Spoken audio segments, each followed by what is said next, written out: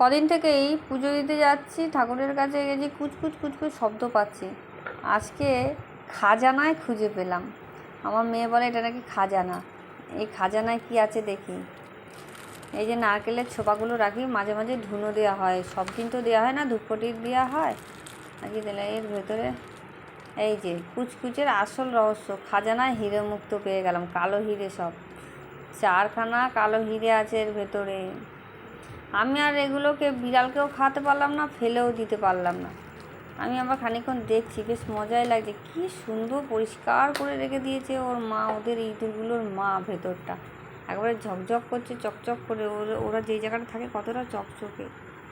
আমি বিড়ালকেও খাওয়াইনি, ফেলেও দিইনি। আমি একটু বড় হলে নিয়ে ওই আমাদের খড়ের পালা আছে, খড়ের পালার ভেতরে নিয়ে ছেড়ে দেবো। আর একটু বড় চোখ ফুটে হাঁটতে শিখুক। আমার এত মায়া লেগেছে, আমার দ্বারা সম্ভব হয়নি। থাক, ঘরের ভেতরেই থাক, গণেশের বাহন বলে কথা।